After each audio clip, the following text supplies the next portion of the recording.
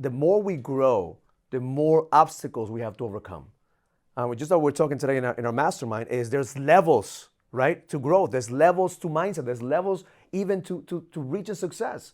And we think that once we hit a wall and we don't have the insights to break to that wall, then we don't feel like we have enough, that we're enough. And then we create stories around us that makes us believe that we're failures.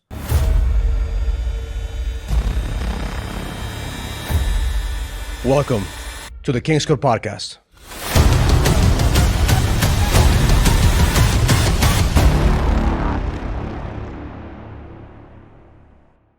Welcome to the King's Code Podcast. My name is Raul Velazquez, and we're here with the Edge brothers.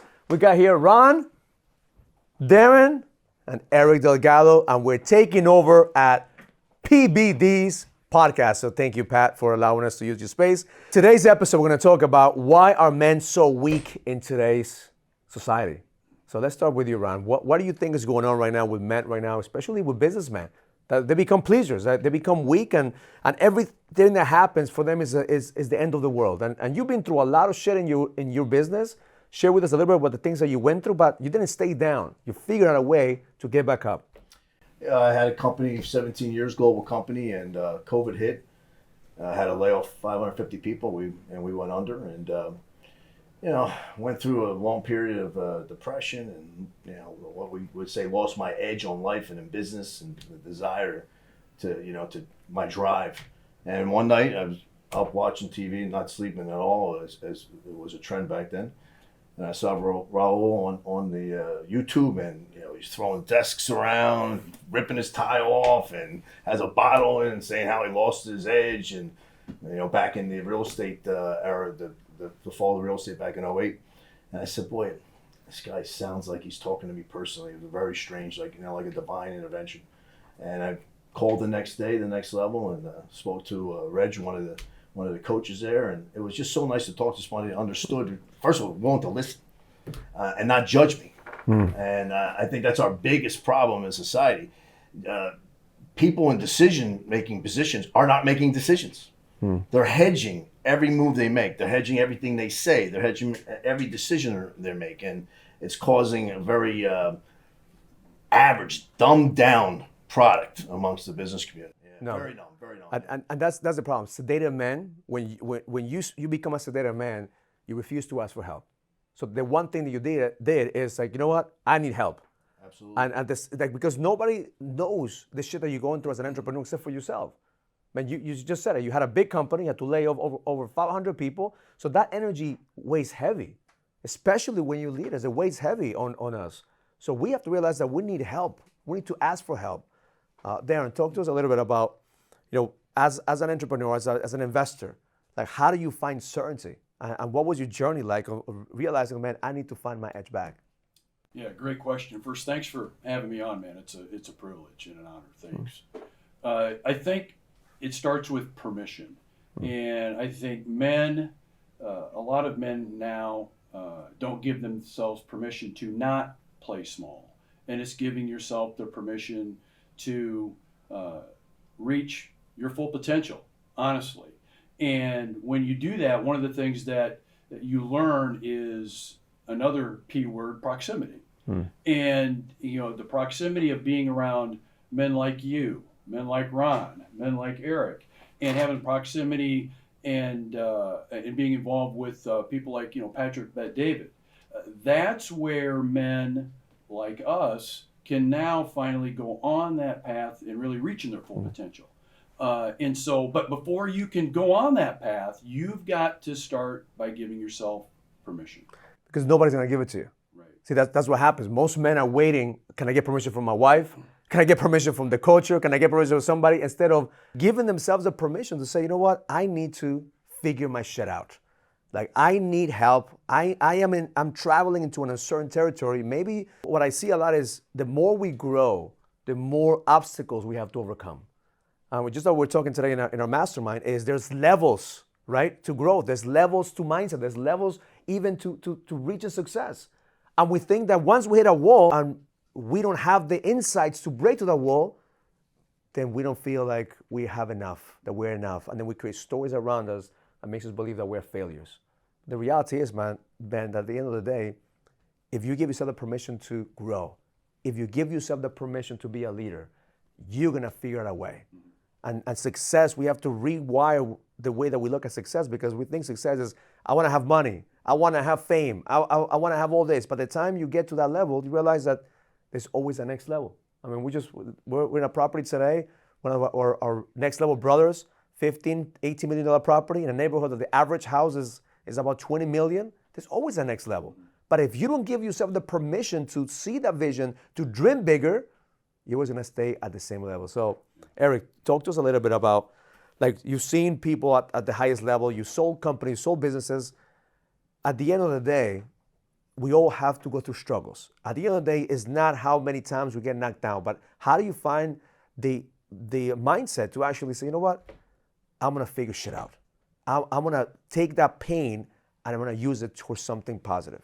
I mean, look, you got people who decide that indecision is the worst decision. So make a decision. Do you want to stay down or do you want to come back up? And it's important to realize that when you fall down, whether in business or in life, there are things that motivate you to get back up. Figure out and determine what those things are. Could they be your kids? Could they be your family? Could it be your wife? Could it be fill in the blank? Could it be your coworkers? A lot of the entrepreneurs here have people that are depending on them. Could it be your team? Could it be their families? What's going to motivate you to come back up and be bigger and better than ever? And so I think part of what we're experiencing in this society is, before you get up, you got to look left and got to look right. That's the problem. Is people are looking left and right and trying to get affirmation from these outside forces that really don't care if you're falling down and aren't getting back up. And so creating this partnership with men like you gentlemen, is really important, because you have people to lean on that have been in that same struggle. And so when people fall back down, it's a choice. Do you get back up or do you stay down? And encouraging men to do what's best for not just themselves, but the people that are dependent on them, I think is key to success. And that's what we talked about, proximity is power. That's it. That's when we our mantra is proximity is power. I'm only as good as the weakest link that I hang around with, right? But the problem is that most men choose to hang around with people who are playing the game at a lower level. So what has changed for you, Ron? You've been part of this community, you've been part of us for about a year, right? Year and a half now. So a year and a half. So now, how has your game changed when you start seeing how these guys are thinking bigger, playing bigger? First of all, it's having confidence and faith, having men have a common value system around you, common goals, common drive towards life. It makes you feel comfortable, and then you have so many people to turn to, and then you're not afraid to just share what your fears are or what went wrong and how you're thinking about it, because you've got to get past that in order to start getting stronger. And the aspect of coming to the leadership summits and the boot camps and this business seminar that we have this weekend, you're just around people that are positive minded, successful in their lives and their families and with business, and then that pushes you to get your act together.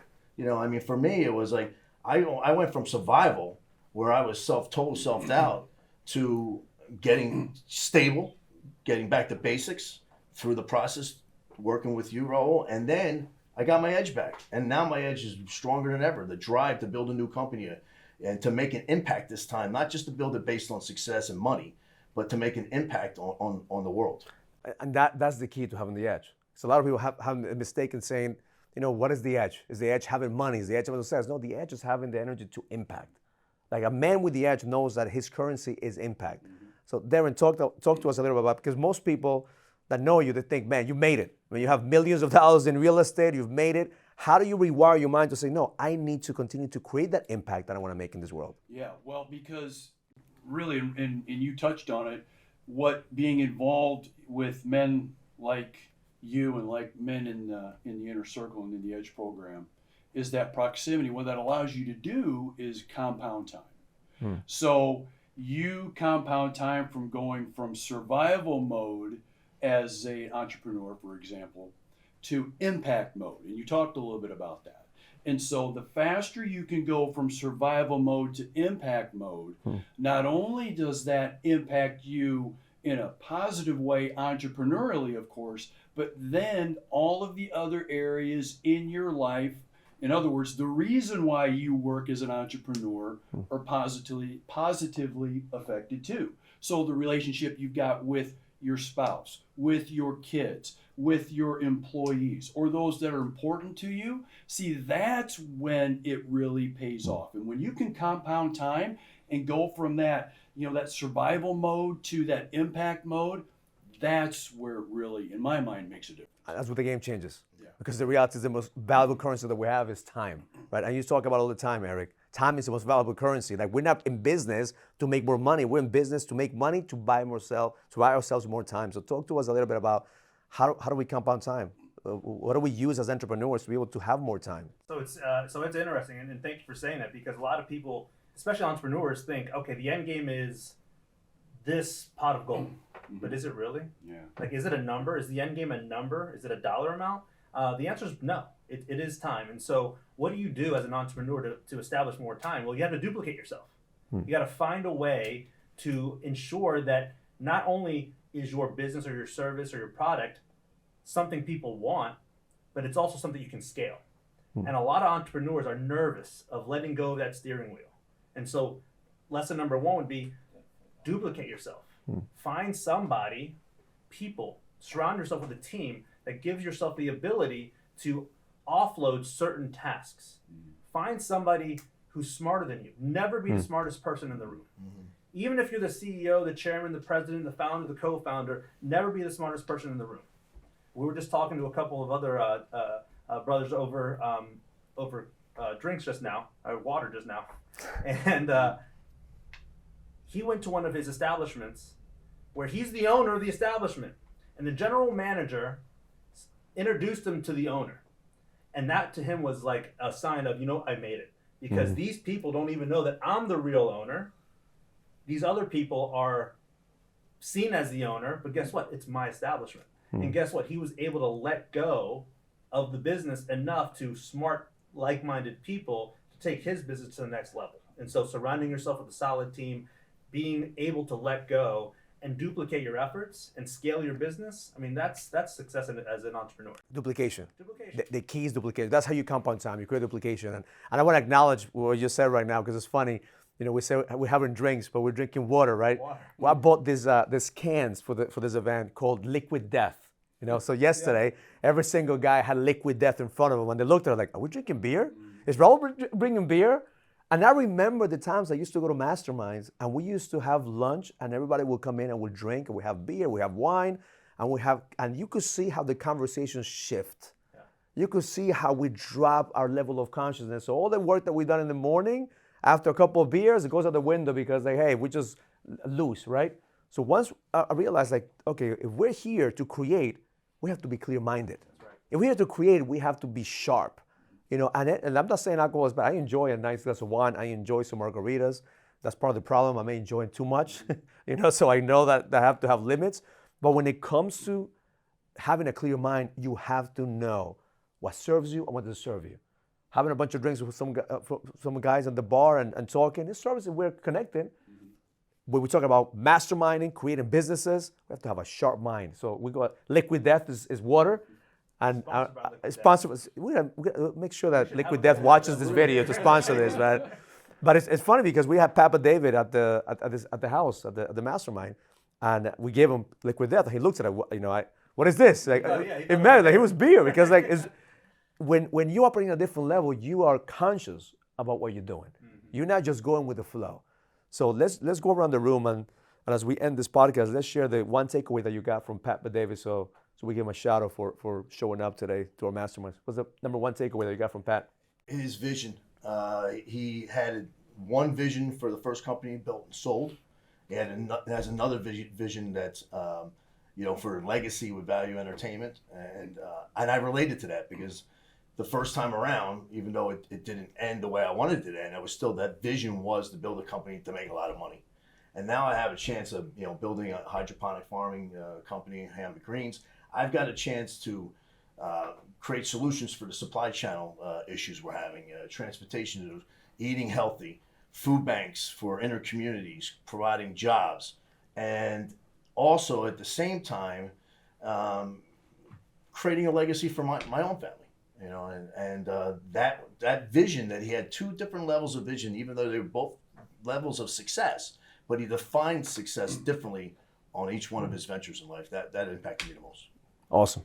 Darin, what about you? Yeah, this one's easy for me. Really, you owe it to not only yourself, but those important in your life to do what's necessary to reach your full potential.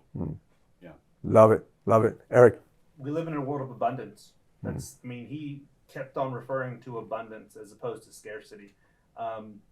Being a small entrepreneur or a starting entrepreneur, you're nervous. But guess what? Like, he encouraged those entrepreneurs that are just getting started, or the people that are in that level where they're just growing or they're hitting that hockey stick growth. Don't ever play down to your competition. Play to the higher competition. And if you can live in that world of abundance, not just in business, in life, with your relationships, with your kids, encouraging that sky is the actual limit. I mean, there's a point in time where you got to make a decision. Do I want to go all in, or do I not want to go all in? And if you don't want to go all in, that's fine. His mentality was go all in, do abundance, and try to be David and beat Goliath. Love it, man. I love it. And one of the best things that I got from this conversation with him, one of the biggest insights was find what drives you and become obsessed with what drives you and create those distractions in your life that are going to influence you to become bigger and better instead of reacting to life and just getting distracted by life. So it was an amazing experience. So thank you guys for joining me in this podcast. Takeover, Edge Takeover, PVD Podcast. Thank you for watching. Make sure you subscribe. Make sure you follow us. And until next time, because the best is yet to come, we're going to be here bringing you more value every single time. Learn it, live it, experience it. Love life. 2 claps. Next level. If you're ready to find the edge, go to kingscodebook.com to get the latest copy of my book, The King's Code. This book will help you find the clarity, the certainty, and the purpose that you need in order for you to lead with power. Go to kingscodebook.com and find your code to the edge now.